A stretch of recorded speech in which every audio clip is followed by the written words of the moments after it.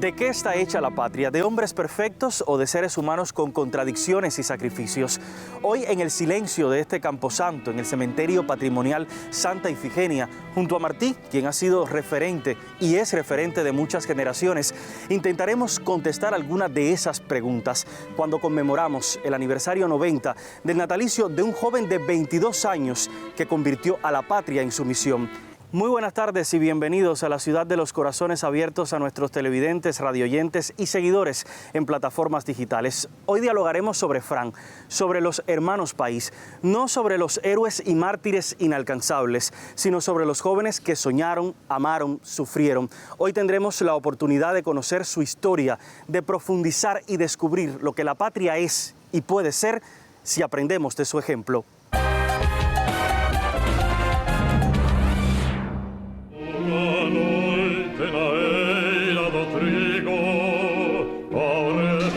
Chiquitico quando lo usava. Sono magnífico. Los veo ir a los tres por San Bartolomé. Están sujetando la manita de sus hermanitos chiquitos. Era seriecito, Fran. Me pide Vilma que vaya a ver a doña Rosario y le planteara esa posibilidad, trasladar a Fran para Casa de América. Pero inmediatamente Vilma se levanta y dice: pero nosotros no podemos dejar caer esto, porque eso es lo que Fran nos hubiera pedido. Y le digo: doña, dice Vilma que si usted estaría de acuerdo en trasladar a Fran para Casa de América. Se viró para mí con esa expresión que tantas veces había visto. Me dice: mijo, ustedes pueden hacer lo que quieran. Fran es de ustedes.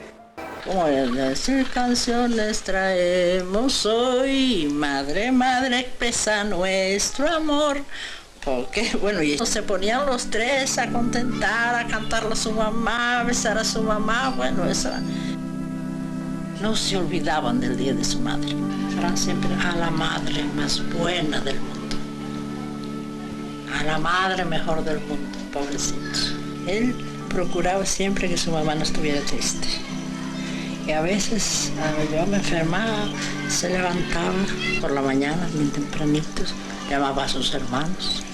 Entonces, Agustín, tú haces la limpieza. Josué, levántate para ir a los mandados. Y estaban ahí, él se metía en la cocina, cocinaba con una mujer. La verdad es que era un modelo de hijo de Fran, era un modelo para todo. Ay, qué muchachito, cara. ¿Qué vamos a hacer? Se fue. ¿Qué vamos a hacer? Soy distinto, sí. Tienes una rival que me ha robado el corazón por entero, que me absorbe en cuerpo y alma. Ha tomado mi vida de una manera que no soñé nunca entregar más que a Dios. La conoces, aunque la has mirado muchas veces sin comprenderla bien. Tiene la falda de listas azules y blancas, el corpiño rojo y sobre su cabeza un gorro frigio con una estrella blanca. Me dejan solo. Sufro, pero ya no me importa. ¿Qué me va a importar si la tengo a ella? La vida de Fran País está marcada por una madurez prematura y una convicción ética profunda que contrasta sobre todo con su muerte, con su asesinato, con solo 22 años, símbolo de resistencia, pero sobre todo del sacrificio personal por un bien mayor. Algo similar ocurre con su hermano Josué, joven mártir, reflejo de una tragedia familiar, pero también de la determinación de una generación por cambiar la situación de su contexto. Sobre esas circunstancias, sobre esas decisiones personales, sobre esos sacrificios, hoy tenemos la posibilidad de conversar con el doctor en ciencias, Fran José Solar Cabrales. Bienvenido a la mesa redonda que hemos salido del estudio precisamente para rendir homenaje, pero aprovechando también toda la sapiencia que usted tiene estudiando la insurrección armada en el último periodo de la Guerra de Liberación Nacional en Cuba, romper un poco con los esquemas de la narrativa. Bienvenido y muy buenas tardes. Muchísimas gracias, Jairo. Gracias por la invitación a la mesa redonda. Es un honor estar aquí y compartir este homenaje a Fran y a sus hermanos. Son muchos los cubanos que han llegado, Fran, a este sitio. Y siempre que uno viene a este lugar se hace muchos cuestionamientos, muchas preguntas. Y a veces me interrogo en alguna medida para entender un poco hasta qué punto nosotros hemos sido consecuentes con el pensamiento, con los conceptos, con las decisiones de la lucha tomada por Fran País, haciendo un análisis crítico. Dairon, cuando uno se acerca a la vida de Fran, no puede dejar de sobrecogerse y admirarse, por varias razones. Algunas ya las planteaba, ese contraste extremo entre su juventud y su madurez temprana, entre esa muerte encontrada a los 22 años, a una edad muy tierna, y todo lo que hizo en tan poco periodo de tiempo, ¿no? En un periodo vital muy corto, hizo una obra realmente extraordinaria que asombra por todo lo que llegó a hacer y las capacidades que llegó a desarrollar.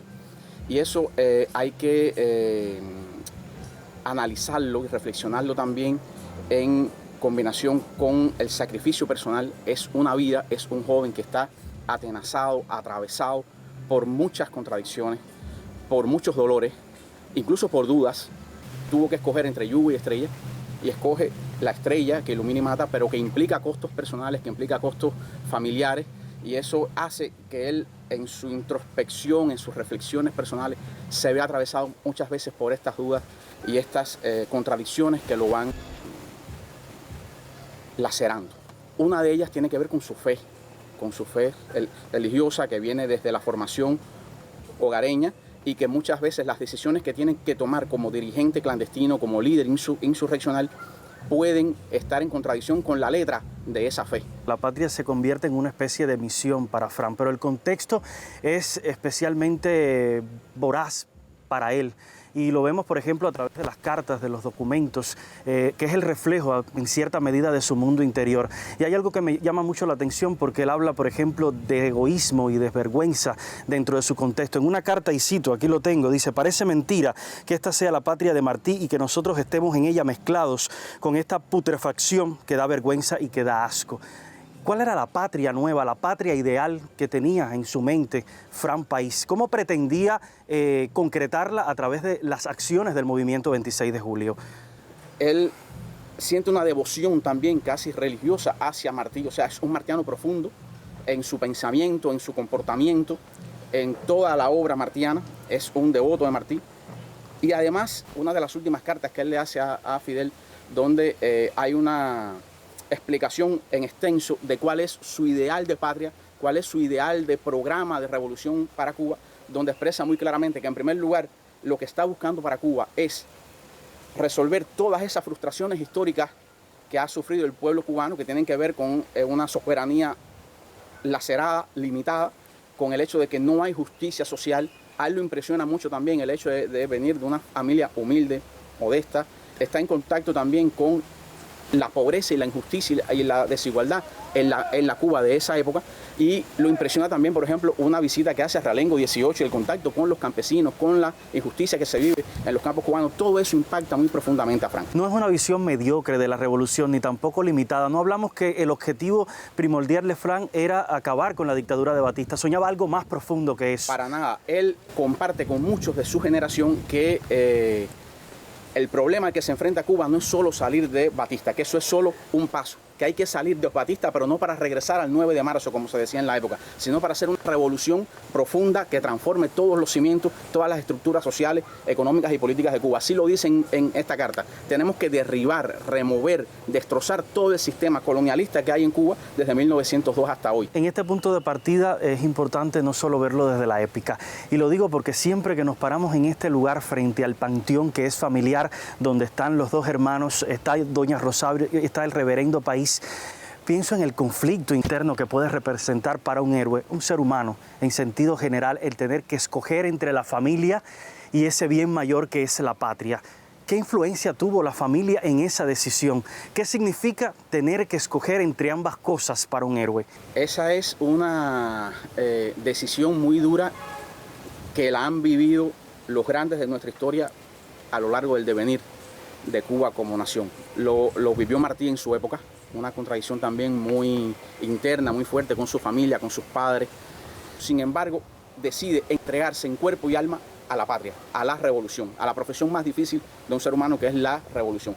Y lo hace sacrificando familia, sacrificando incluso disfrutes de la juventud, de esa edad en la que vive, sacrificando incluso la propia vida y la vida de compañeros que va perdiendo en el camino, y mayor atención a sus hermanos, a su familia. Pero al final, para Fran ser consecuente con la formación que ha recibido en casa, para ser honesto, para ser cívico, para ser leal a esa formación, Fran tiene que ser leal con la patria. No puede convivir con la mentira, no puede convivir con la desigualdad, no puede convivir con la injusticia, no puede convivir con la falta de derechos, con la falta de libertades. Para ser consecuente con la formación que la madre le ha dado, Fran tiene que entregarse a transformar ese presente que para él era de oprobio. Estamos frente a un ser humano evidentemente complejo y a veces nos quedamos en la epidermis de lo que es realmente Fran, las contradicciones, las dudas,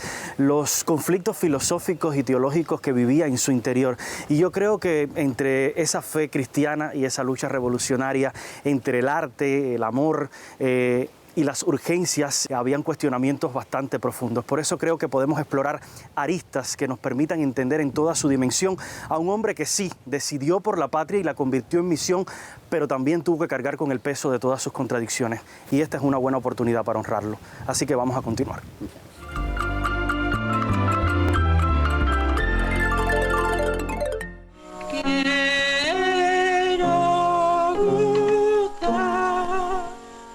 La familia era una familia muy unida. El tronco de esa familia era doña Rosario. Vilma los conocía a los tres, con su mamá, que dice ella que siempre pasaban muy planchaditos por allí, por donde ella vivía. Le llamaba la atención a aquellos tres muchachos. Te repito, doña Rosario nunca presumió de nada, tampoco nunca nos culpó de nada. Lo más que ella lo decía, mijos, cuídense. Después que yo fui madre, fue que entendí qué sentiría ella, que su hijo, que tenía tiro por donde quiera, qué sentiría ella cuando vio a su hijito, el más chiquito.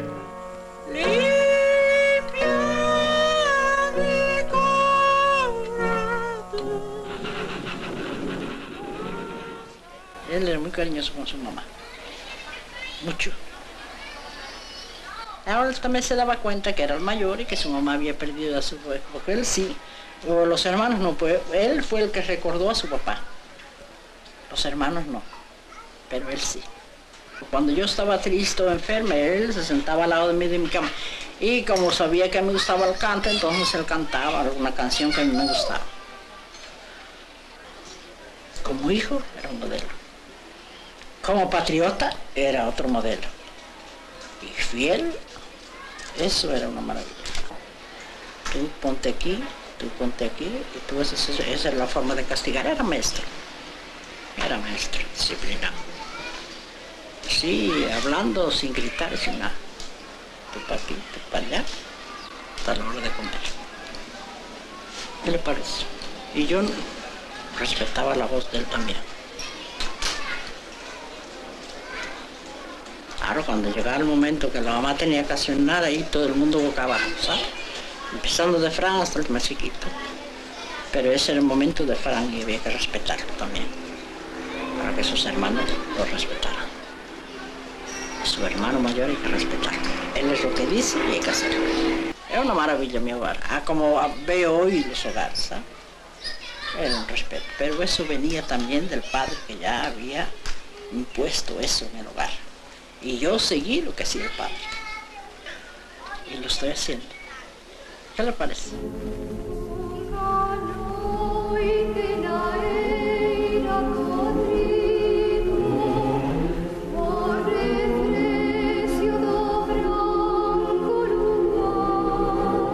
Para entender el legado de los hermanos País hay que volver al lugar donde todo comenzó.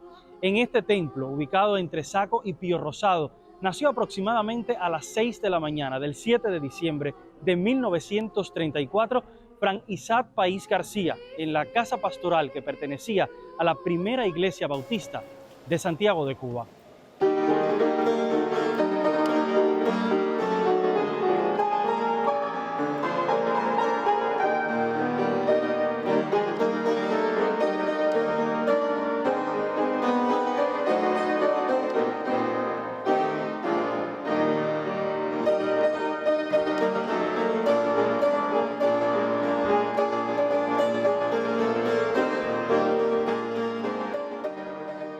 Las circunstancias propias de la Iglesia Bautista, la vida que desarrollan los hermanos País dentro de este templo, desde su formación en el Instituto Martí hasta la participación en diversas actividades, ya sea en el coro o actividades en convenciones, sin duda alguna son un medio determinante en el desarrollo ideológico de estos hermanos y de esta familia. Por eso hemos invitado, además de a Fran Josué, que nos viene acompañando desde el inicio de la mesa redonda, también al pastor Elmer Labastida. Un gusto poder recibirlo en nuestro programa y bienvenido. Muchas gracias. Hay algo fundamental que se percibe, Fran, en este entorno y tiene que ver con lo que vivió Fran desde los momentos iniciales de su vida.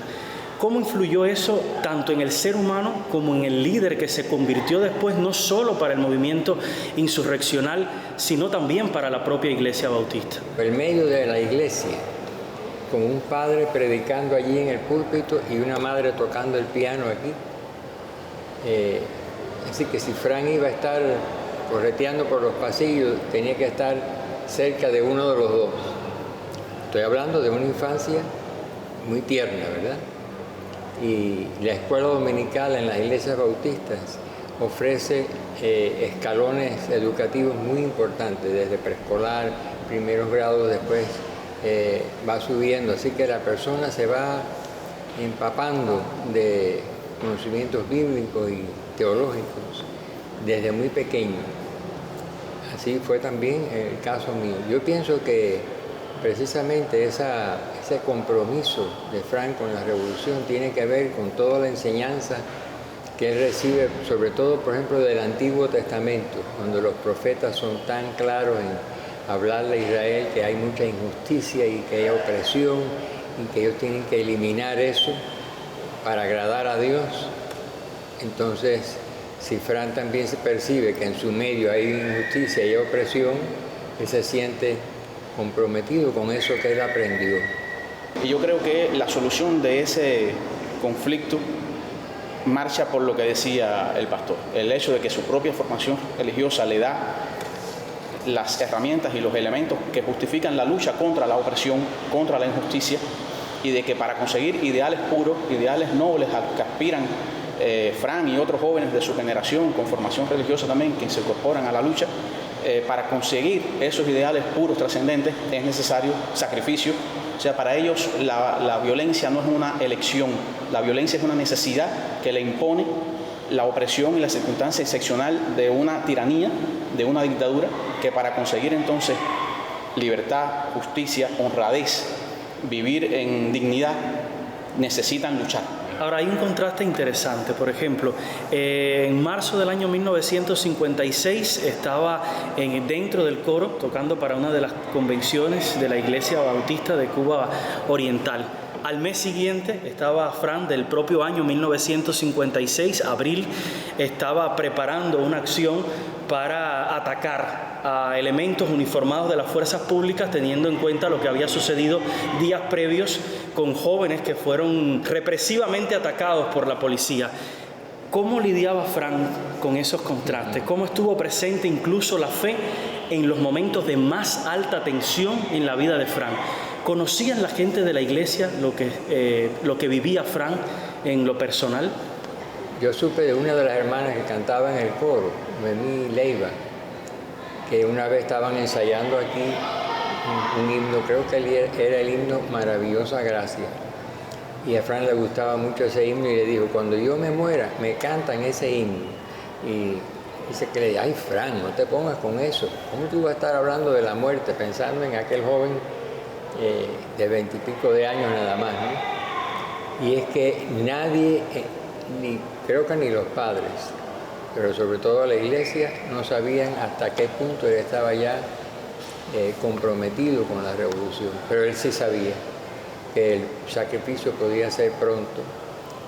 Y el coro no lo pudo hacer el día de su muerte porque estaba muy revuelta la ciudad, pero Noemí dice, al año bajamos en julio allí y le cantamos a la orilla de su tumba Maravillosa Gracia, que me gusta mucho saber que el coro cumplió su petición, que no pudo ser en el momento de su entierro, pero sí al año. Y eso muestra también cómo Fran mantuvo esa experiencia de fe. No había todavía teología de la liberación. Así que todavía no hay aquí en América Latina ese respaldo teológico, ¿verdad? Que inclusive él pudiera usarlo con personas que no lo entendieran y decirle, miren, el compromiso de Dios con los pobres, con los oprimidos. Teniendo en cuenta lo que dice, yo les preguntaría a ambos desde su visión, y lo voy a hacer a partir de una carta que publicó César López del año 1955, donde él le dice y le enumera algunos de los problemas personales que tenía ya en ese momento, y dice: los problemas de aquí de la casa, las envidias de cierta gente y lo poco que estoy contando con Dios para todas mis cosas. Pero César, lo que más me preocupa es que no sé qué es lo que voy a hacer. La vida es dura, muy dura. Quizás, como dices, lo interesante es que sea dura para vencerla, pero es que hasta el más terco se cansa. No sé por qué la vida tendrá que enmarañarse y complicarse tanto. ¿Cómo conciliaba Fran ese conflicto entre lo que tenía, entre esa fe que tenía dentro de la Iglesia Bautista y esa necesidad que le imponía la lucha revolucionaria por cambiar y construir esa patria nueva? ¿Cómo lo ven ambos? Fran desde muy temprano estuvo sometido a pruebas muy duras, huérfano desde muy pequeño. Él de alguna manera tiene que sustituir la figura paterna en la casa, hacerse cargo de sus dos hermanos pequeños, ayudar a la madre que queda viuda con 3 hijos. Y eso va sometiendo a Fran desde muy pequeño a pruebas duras, a responsabilidades muy superiores a su edad. Y eso va marcando en él un carácter duro, un carácter muy responsable, muy sereno, pero que de alguna manera lo agobia, ¿no? Porque, y si le sumas a eso la coyuntura nacional, un golpe de Estado, una dictadura, las dificultades de la vida material también, de una familia modesta, de escasos recursos, que tienen que hacer muchos sacrificios para poder estudiar, para poder llevar la economía familiar, eso él carga sobre sus hombros una responsabilidad muy grande. En esa humanidad de Fran está su grandeza, en cómo enfrentarse a dramas que pueden ser los de cualquier ser humano y resolverlo, sobre todo poniéndose siempre del lado del deber, que es el que le toca en su momento histórico. Has mencionado algo que simbólicamente es muy importante para Fran, es doña Rosario, la madre. Usted tuvo la oportunidad de conocerla.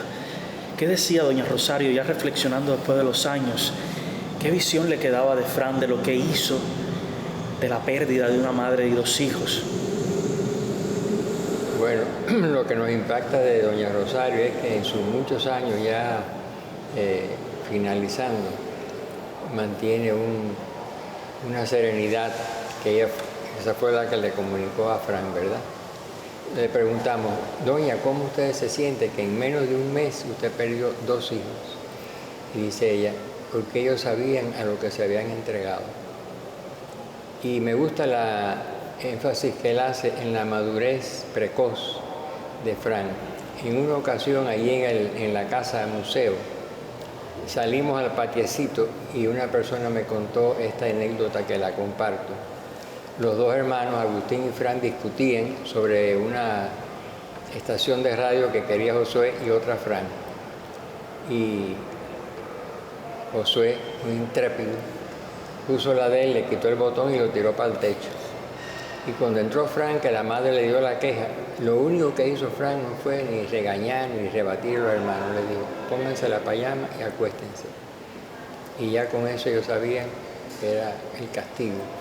Eso muestra una madurez tremenda a sus pocos años. Así que este hijo sí estuvo consciente de ese nivel en el que él debía responder a pesar de su juventud.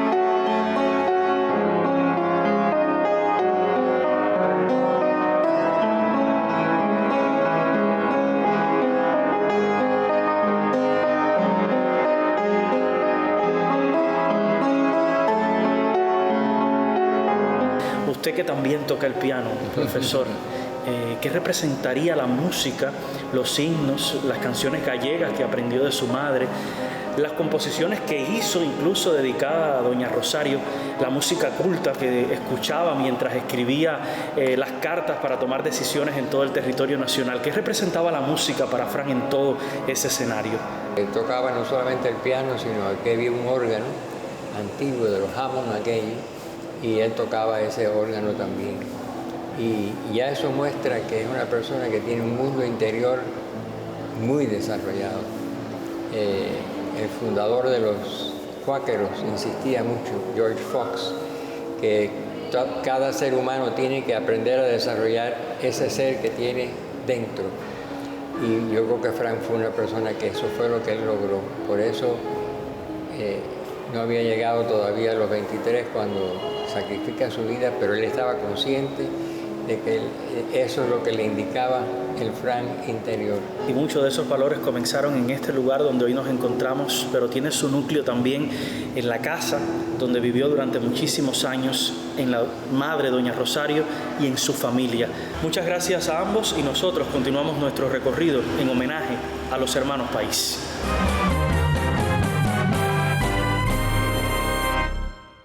Siempre decimos que estaban de moda las canciones de Bonino, un italiano, que tenía canciones muy bonitas, Lluvia. Y entonces a él le gustaba mucho esa canción. Y la cantaba y nos dio serenata, porque Fran tenía una costumbre. Él era un hombre de detalle. Porque él tenía una voz parecida al de ese cantante, que no era una voz muy fuerte, pero una voz melodiosa. Él tenía una voz suave, pero con mucha melodía. Fran era muy musical. El que era capaz de tocar el acordeón, el órgano, el piano, pintar, dibujar, componer poesía y al mismo tiempo, como dice la canción de Silvio, con las mismas manos de matar, ¿no?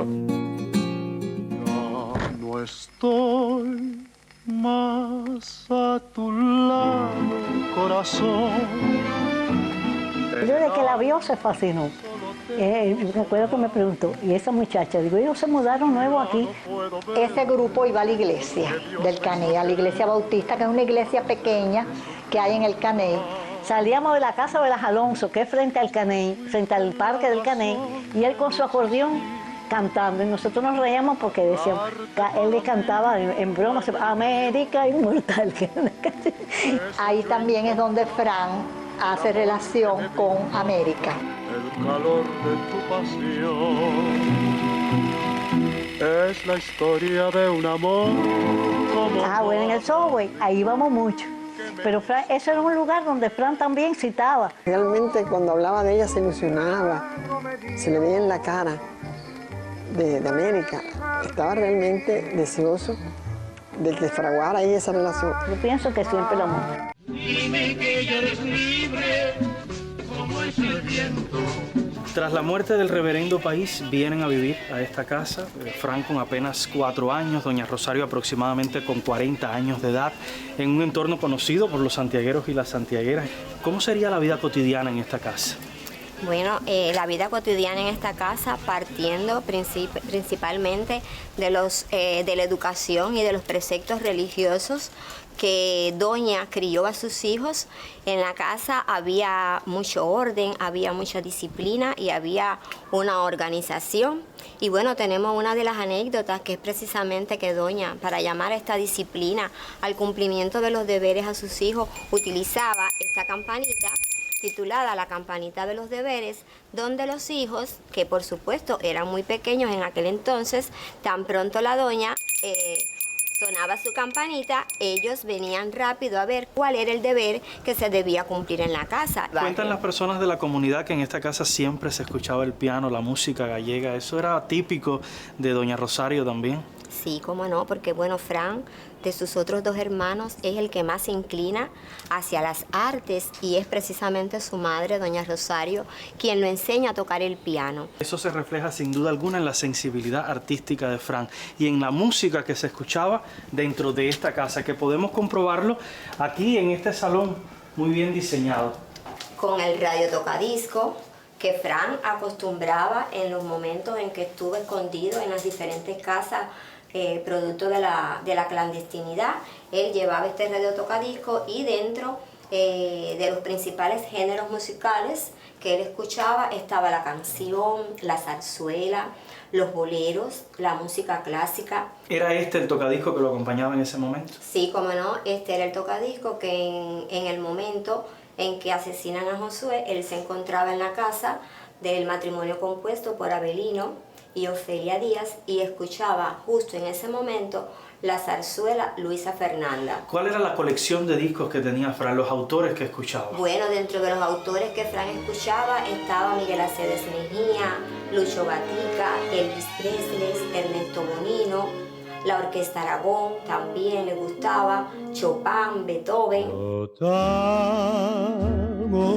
Este es el espacio más íntimo de Fran País, dentro de la casa, y que quizás de la manera en que está acomodado y de los objetos que tiene pueda ayudarnos a entender ese mundo personal de Fran. ¿Qué impresión le causa Fran, Josué? Aquí se respira la sencillez y la grandeza de Fran. Este es el espacio más personal, más íntimo. Aquí uno puede imaginar cómo los sueños, los proyectos se fueron elaborando en su mente, se fueron transformando en ese proceso de tránsito del niño preocupado por cuestiones infantiles de escuela y cómo se va transformando en el dirigente estudiantil, en el dirigente clandestino. Siempre uno piensa en los libros de cabecera, sí, cuando es joven, y siempre que uno viene a este lugar tiene las estampas martianas, cercano también a Fran País. Martí como un símbolo que le ayuda a construir el ideal de esa patria nueva. ¿Cuán presente estuvo todo el tiempo en Fran País? Fue vital en la formación martiana de Fran la figura de Rafaela Tornés, bibliotecaria de la Escuela Normal, que jugó un papel esencial en la formación de Fran como martiano. Él incluso crea un rincón martiano dentro de la Escuela Normal. El eje de su pensamiento político, ideológico, va a ser Martí. Por ejemplo, en este tema, la experiencia, dice, cuando se han pasado muchas cosas, se puede decir que amarga es la experiencia. Siempre para dar un cambio, marcar un nuevo rumbo a la vida hay que sufrir. Doler en la misma carne, sentir duro, muy duro, y después cambiar. Un muchacho de no más de 22 años, hablando de lo mucho que ha vivido y de lo mucho que puede decir. ¿Qué era la poesía en la vida de Fran? Tenemos el cuaderno, por ejemplo. ¿Qué representaba esa necesidad constante de desahogarse a través de la poesía? Bueno, precisamente sí, la poesía era una forma de desahogo, porque Fran incluso escribe el deber, es decir, una poesía también dedicada al cumplimiento de lo que había que hacer, de lo que era necesario. Pero además también escribe Noche Guajira, es decir, esa poesía también dedicada a la naturaleza, a todo aquello que él también admiraba. Hay un texto que escribe en el año 1955 a Nena, que dice: no me dejan tiempo libre para casi nada, y no tengo ningún compañero ni compañera, y encima de esto tengo problemas con la gente, y la admiración que me tienen los de la CIR. ¿Qué hacer? Bueno, algo haré, y Dios me ayudará a lograrlo. ¿Cómo logra equilibrar esa vida en clandestinidad constante con esa necesidad y esa demanda y esa exigencia del mundo familiar? El hecho de que él con 22 años está diciendo lo mucho que ha vivido, eso habla de la intensidad con que Fran está viviendo estos años. Y cada mes suceden tantas cosas que parece que es una vida mucho mayor, muchos más años, porque se agolpan en poco tiempo muchos acontecimientos en la vida de Fran. Aquí, en este cuarto, muchas veces cuando venían a verlo sus compañeros, sus amigos, sus compañeros de la lucha, que ya la doña sabía, ella le decía: ahí vienen a verte los locos. Los locos eran los compañeros de Fran que venían y ella sabía que venían a conspirar. Y desde este cuarto muchas veces ella escuchaba lo que ellos estaban conversando, y luego la preocupación de madre, conversaba con él, trataba de aconsejarlo. Lo mismo en este cuarto, se sentaban en la sala para tratar, pero la doña también sentía, había un respeto mutuo entre los dos. Además del cariño madre-hijo, había también, y ella sentía también respeto por Fran, y respetaba sus decisiones, y respetaba su elección de vida y la causa a la que había decidido entregarse. En esa misma carta de Elia termina diciendo, y no lo olvido, y tiene que ver con el paso siguiente: me dejan solo, me dejan, pero ya no me importa. ¿Qué me va a importar si la tengo a ella? La clandestinidad es desolación, es aislamiento, es soledad. y es uno de los retos más grandes que tiene Fran País. Y evidentemente es un reto que lo obliga al sacrificio. De eso estaremos hablando en los próximos minutos. Como yo siempre estuve en contacto con Fran, él tenía un grupito. Él era alumno de mi hermano en la Universidad de Oriente. Vilma se vuelve a encontrar con Fran ya en las luchas, en estas lides callejeras, y se vuelve a encontrar todavía más después del 10 de marzo, en la posición que adopta Fran, ya de crear un movimiento. Ella perteneció a la Organización Revolucionaria Oriental. Entonces digo, óyeme Fran, tú sabes, aunque yo estoy en tu grupo, yo te vengo a proponer otra cosa. Dice que yo hablé con Fidel Castro en La Habana, no me diga. Ay, cómo admiro a ese hombre, porque el único hombre que no ni ofreció cosas y la hizo. Y que tal es su disposición, digo, volver para hacer una revolución de verdad en Cuba. Le dije a Fidel, ¿qué puede ser ese que tú me recomiendas? Digo, ¿qué reacción? Es la acción. Dice, ¿cómo se llama? Fran País García. Nosotros no sabíamos que él estaba en la clandestinidad. Dice, no, yo desde ahora ya yo soy de Fidel Castro. Fran vertebró el movimiento, no solamente en Santiago, porque él incursionó en varios lugares del país. Fran trató de promover que en todo el país hubiera una participación activa del territorio. Un día me lo encuentro en la calle y lo veo un poco así nervioso. Digo, ¿qué te pasa? Dice, ¿me quieres sujetar una cosa? Digo, ¿qué? Dice, este paquete que yo traigo. Digo, a ver, dame, ¿qué le pasa? Pero no pensando en nada. Y por la noche, ya tarde, llegó Fran. Sí, me guardó el paquete y digo, aquí está. Y sabe lo que era. Entonces me abrió pistola. Digo, tú usas armas. Dice, lo vamos a tener que usar todos. Digo yo, para combatir a Batista, digo yo, prepárame la mía.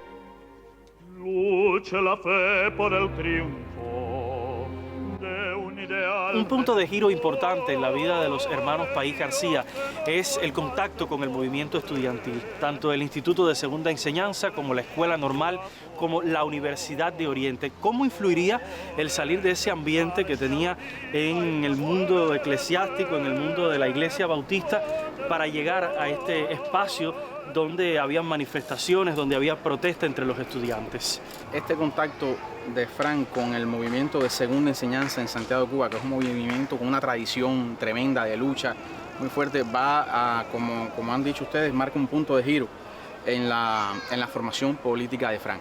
Y Fran empieza a ser dirigente estudiantil sin buscar serlo, porque no tiene las características que se considerarían típicas, clásicas de un dirigente de masas, de discursos temperamentales, inflamados, sino más bien un carácter más reservado, más callado. Pepito era diferente. Pepito era de este otro tipo y tenía todas las características clásicas de un dirigente estudiantil de la época, ¿no? Y Fran era lo contrario, o sea, Fran no tenía ninguna de estas características. El liderazgo estudiantil de Fran venía por el ejemplo, venía por ser capaz de atraer y de un liderazgo que se ocupaba de los problemas reales del estudiantado y trataba de resolverlos y aplicarse a resolverlos, y sobre todo ese ejemplo y ese espíritu también de solidaridad, de camaradería, que eran proverbiales en Fran y hacían que tuviera también un apoyo tanto en la escuela normal como también en las elecciones cuando se producen en la Universidad de Oriente. En este lugar donde nos encontramos, uno de los puntos clima de ese pensamiento revolucionario ya concretado en una lucha armada. ¿Cuándo es que toma la decisión? Creo que es importante reflexionar sobre el tema.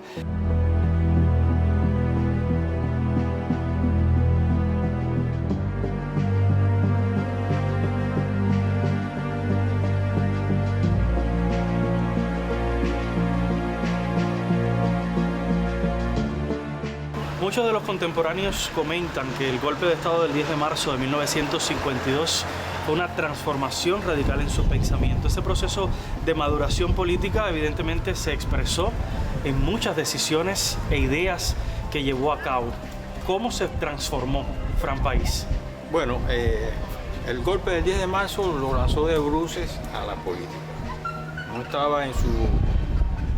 Aún cuando habían manifestaciones de cambio de la sociedad cubana anteriormente, no estaba en su radio de pensamiento la lucha política, y mucho menos armada. Y ya el Moncada, en las acciones del 26 de julio, es el otro hecho que ya corroboran que a Batista había que sacarlo por la fuerza. Y bueno, se produce, como te decía anteriormente, su entrada a la universidad. Ellos tratan, Pepito, Jorge Ibarra Cuesta, de cambiar la posición de la lucha de la FEU contra la tiranía desde dentro. Pero los estatutos de la universidad, los estatutos de la FEU le hacen muchos obstáculos para que eso suceda. Y Frank prácticamente hace su vida revolucionaria desde fuera. Vamos a decir que hay conceptos que se utilizan, que cuando tú lo analizas, son similares a los que manejaba Rafael García Bárcena, el jefe del Movimiento Nacional Revolucionario. Te hablan de la democracia social, te hablan de la democracia económica y de la democracia política. Y son todo basado en Martí. Sin embargo, toda esa lucha política va encontrando en algún momento una limitación. Y llega la necesidad de una lucha armada. Siempre pienso en lo que aconteció en el poblado del Caney y en lo que significó en lo personal para Frank. Ese punto de giro de esa lucha política que venía llevando a esa transformación tan radical de tomar un arma y tomar esa decisión. Ya el propio 10 de marzo hay un impulso de Frank por la lucha armada. Cuando va junto con otros compañeros, van al Parque Céspedes, van a Plaza de Marte y están esperando y le piden al regimiento, que en los primeros momentos parece que va a resistir, que le entreguen armas al pueblo. Él va allí buscando armas.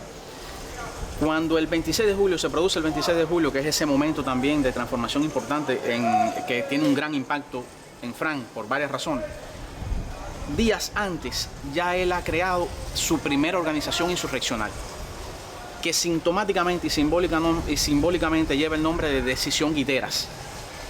Tiene una influencia muy grande en él desde la normal, la figura de Guiteras, por Felatornés, por toda la trayectoria esta anterior, por Floro Pérez, que es también de esa época de la lucha antimachadista, porque además la historia insurreccional antimachadista de Guiteras se da en Santiago de Cuba. Por lo tanto, ya hay una organización insurreccional creada por Frank y sus compañeros. Y el 26 de julio, el primer impulso que ellos tienen al ver la represión contra los jóvenes, el asesinato contra los jóvenes, el Val Moncada y ver el asesinato de los muchachos allí, el primer impulso es salir a buscar armas, salir a buscar quién tiene armas para ellos combatir y apoyar a esos muchachos que han venido. Incluso en una carta que hace a Elia Frometa dice, suerte para ellos que no encontramos las armas, si no por cada bala me hubiera llevado a uno. ¿Cómo funciona esa relación, él que vive entre tantas tensiones? Frank nunca perteneció a ningún partido político en esta etapa anterior. A diferencia de otros que estuvieron en el Partido Ortodoxo, traían una formación ortodoxa anterior, Frank no. Frank viene puramente del movimiento estudiantil, sobre todo de la normal, como ya hemos dicho. La primera organización a la que él va a pertenecer, fuera de las que él ha creado, o sea, aparte del bloque revolucionario de estudiantes normalistas, Decisión Guitera, la primera a la que él se va a sumar, que suma Decisión Guitera, va a ser el MNR, el Movimiento Nacional Revolucionario de Rafael García Bárcena. Él está buscando un instrumento para la lucha armada, la lucha violenta contra la dictadura, que es el único medio de acabar con la dictadura. Cuando el MNR tampoco cumple con esas expectativas, es que crea entonces ya una organización insurreccional propia de mayor tamaño, con más fundamento que Decisión Guitera, que era una cosa mucho más pequeña. Acá crea Acción Revolucionaria Oriental, que va a ser luego Acción Nacional Revolucionaria cuando se extiende hasta Camagüey. Y con esta organización propia de él es que él hace ya dos primeras acciones armadas de determinada envergadura. Primero en el Club de Cazadores y luego en julio del 55, el asalto a la estación de policía del Caney, que es el primer momento que ya Frank interviene directamente en una acción armada donde hay un intercambio de disparos, donde incluso hay un contendiente que cae muerto en la acción. ¿Qué nivel de impacto real ya con el movimiento 26 de julio en las manos, con la clandestinidad dirigiéndola, llegó a tener, qué alcance llegó a tener Frank País en todo el territorio nacional? El movimiento revolucionario 26 de julio tiene su mayor fuerza y hegemonía en Oriente, en Santiago de Cuba, gracias a la contribución que hace Frank País con su organización Acción Nacional Revolucionaria. es la que le da la fuerza y que Fidel desde luego lo tiene muy en cuenta a la hora de hacer sus planes estratégicos de la lucha insurreccional contra la dictadura de Batista. Armando Jal lo reconoce y lo dice, viene para acá porque en Santiago es donde se va a producir las acciones que van a apoyar el desembarco. Es decir, que con 20 años estamos frente a una figura de alcance nacional. Fran hay que verlo en su totalidad, de que Fran no solo fue el genial organizador del 30 de noviembre, del levantamiento del 30 de noviembre, o la figura vital en el soporte material, logístico del núcleo guerrillero en sus primeros meses. Fran es una figura, un líder revolucionario de alcance nacional. Cuando él se integra al movimiento 26 de julio, que es otro mérito que tiene Fran, la única organización que se sumó completa, con todos sus cuadros, con su arsenal limitado, con toda su estructura, que se sumó al movimiento 26 de julio y se subordina a Fidel, es la de Fran. Y hay un momento que yo creo que es el momento cumbre de este liderazgo político clandestino insurreccional de Fran, que es el primer semestre de 1957. En el primer semestre de 1957, después del desembarco del Granma del 30 de noviembre, el movimiento 26 de julio en todo el país ha quedado desorganizado por la represión, por el fracaso temporal que significó el 30 y el desembarco del Granma. Y Fran, sobre los hombros de Fran descansa la responsabilidad de reorganizar el movimiento 26 de julio en toda Cuba. De reorganizarlo, pero además no solo como jefe nacional de acción y sabotaje, reorganizarlo en sus estructuras, en sus cuadros, en las finanzas, en la propaganda, en el frente externo, en el proyecto de abrir nuevos frentes guerrilleros. Es decir, Fran se va a convertir en el alma del movimiento clandestino en toda la isla. Basado en ese criterio podríamos encontrar historias de Fran País en todo el territorio nacional. Una de ellas la encontramos en Jibara. Hasta allá nos vamos.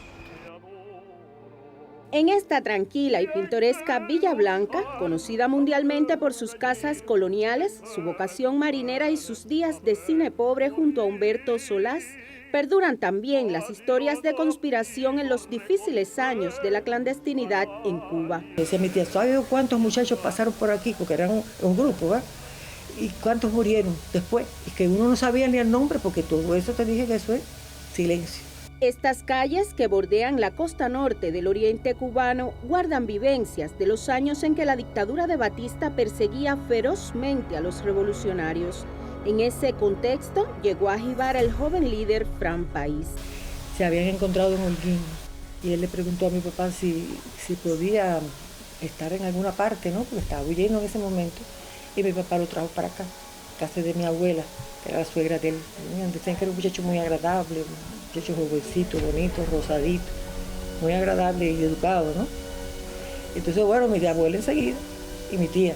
Ya en ese año en Jibara se había fundado la primera célula del movimiento 26 de julio de la costa norte de Oriente, que fue el 4 de diciembre de 1955.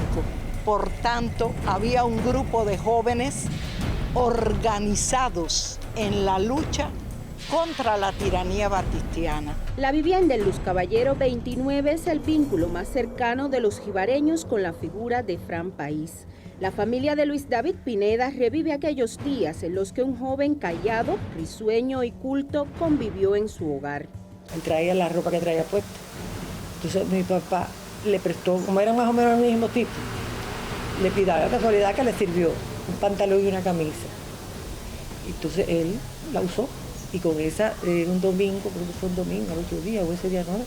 Fueron a dar una vuelta por ahí para el Parque de las Madres, que se tiraron fotos. Ese es un monumento que recuerda una de las acciones más importantes desarrolladas en Jibara durante la lucha contra Machado, y fue el desembarco de la expedición armada el 17 de agosto de 1931, expedición que vino al mando de Emilio Laurent Dubet.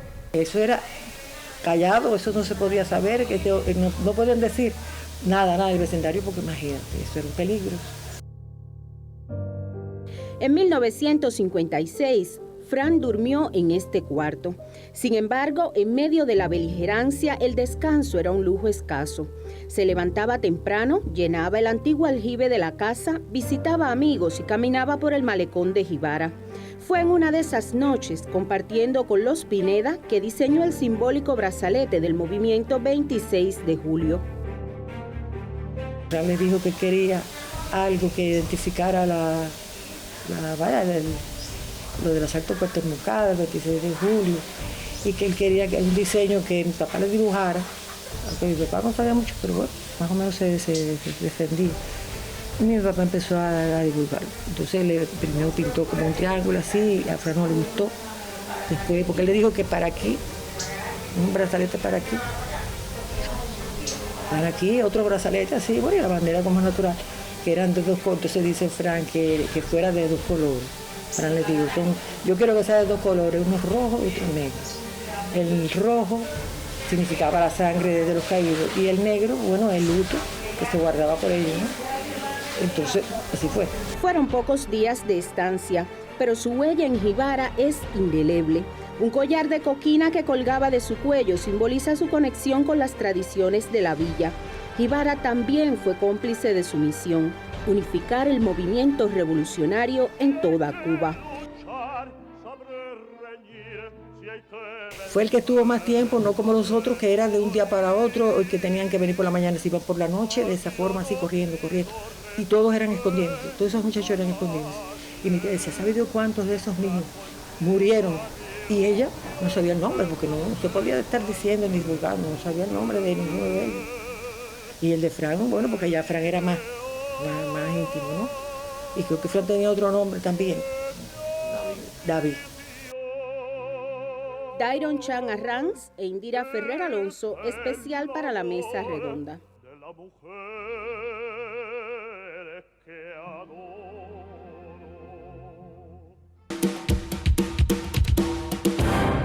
Hemos realizado este recorrido por varios puntos de la ciudad para reverenciar la impronta de los hermanos País García, pero sobre todo para conmemorar el aniversario 90 del natalicio de Fran. Y hemos llegado a este punto que evidentemente nos remite a la muerte. Pero una muerte que en alguna medida puede significar también el comienzo de una nueva vida. Fran, el 2 de junio de 1957, a Lina escribía una carta mientras escuchaba una canción que gustaba, Las hojas muertas, y en esa carta hablaba de las prisas. Por ejemplo, él decía, y lo cito textualmente en esa carta, me aterroriza pensar que algún ambicioso un día enlodará algo tan precioso, que estos ideales que tan caros nos cuesta se malogren. Ojalá que el destino no sea tan cruel. Quisiera terminar esta etapa tan triste e irme muy lejos a tratar de olvidar tanto dolor, tantos recuerdos, tantos compañeros caídos. No puedo escribir más. El recuerdo me nubla los ojos y me hace temblar la pluma. ¿Cuál era la prisa de Fran País? Y al mismo tiempo, ¿qué concepto de la muerte tenía? En estos últimos meses, en la medida que la lucha se ha recrudecido, se recrudece la represión también y la muerte le está pisando los pasos a Fran. Fran siente a la muerte respirar detrás de él cada vez más cerca. La muerte del hermano un mes antes le ha dolido en lo más profundo y él siente que puede seguir ese mismo camino. Que era un sentimiento también en muchos de los jóvenes de esta generación de la clandestinidad, de que podían caer en la lucha. Y en la medida que ven caer compañeros, sienten que ellos pueden ser los próximos. Hay una imagen que es tremenda, que es, por ejemplo, compañeros de la clandestinidad del bloque estudiantil martiano, dirigidos por Félix Penas, que ellos mismos se construyen un panteón en el cementerio, pensando para ellos mismos cuando van cayendo. No le teme a la muerte, lo que le preocupa es que le llegue en un momento que le dé tiempo a cumplir con todos los proyectos que tiene en marcha. Proyectos que, como dice Fidel en la carta donde se expresa todo el dolor por la muerte de Fran, que dice Fidel que va a guardar con celo los documentos y cartas de Fran de este último periodo como prueba del talento de Fran y de lo que significaba Fran y de lo que era Fran. Cuando lo sorprende aquí la muerte, el 30 de julio de 1957, asesinado por los esbirros de la dictadura, asesinado a sangre fría, realmente Fran estaba perdiendo la vida física, pero estaba naciendo la leyenda de Fran País. Yo me imagino que muchos de los que salieron ese día a manifestar su dolor por Fran nunca habían visto a Fran. Hablamos de un suceso inédito para Santiago. Para Santiago de Cuba, la manifestación de duelo más grande que ha conocido la historia de la ciudad. y que ahora que estamos conmemorando los 90 años de Fran, en la sobrevida de Fran en Santiago de Cuba se ha mantenido. Fran murió joven y quedó para siempre como la leyenda del hijo pródigo de la ciudad. Hay un poema de Waldo Leiva: saliendo de los techos, creciendo de las calles, Fran sigue naciendo de la ciudad. Ese concepto de nacer de la ciudad para alguien que además lleva el nombre de los dos hermanos, Fran Josué, que me imagino no es casual. ¿Cuánto conecta usted con esa historia de Fran País, pero sobre todo cuánto conecta hoy Cuba con la patria que es y debe ser y que soñó Fran País? Fran, en lo personal, Fran y Josué, llevarlos como nombre ha significado para mí siempre un compromiso y un reto estar a la altura de ese nombre que llevo, y han sido para mí siempre brújulas de comportamiento ético, personal, y trato de acudir a ellos buscando consejos y buscando brújulas y caminos y respuestas también, y preguntas también a mis realidades de hoy. Yo creo que esa es la función que cumple Fran hoy también para la Revolución Cubana: seguir acompañándonos, seguir aconsejándonos, seguir preguntándonos, seguir enseñándonos como el maestro que fue. Esta condición de posibilidad en Fran de que no pudo desarrollar todo lo que pudo haber sido, lo refleja de manera hermosa y tierna César López, el gran amigo de la vida de Fran, en un poema que dice: no voy a hablar de él como no era, no voy a hablar de el gran poeta cuando no llegó a desarrollarse, ni el gran pintor cuando no llegó a desarrollarse. Se fue sin dejar una simiente, sin dejar hijos. Ese ser que mutilasteis, asesinos, dice César López, era en resumen todo lo posible. Muchísimas gracias por habernos acompañado en este recorrido por la ciudad de Santiago de Cuba. Creo que, como dice un amigo en común, Reinaldo Suárez, siempre que hablemos de Fran podremos encontrar luz, porque la patria para ambos, tanto para Josué como para Fran País, evidentemente está llena de conflictos, tensiones, contradicciones, decisiones difíciles, pero también es la patria de la fe, de la familia, del barrio, de los amigos. Y esa es la patria que cultivaron ambos, los hermanos País García. La patria que, como diría Martí, está para servirla y no para servirse de ella. Nosotros nos volveremos a encontrar desde la ciudad de los corazones abiertos. Muy buenas tardes.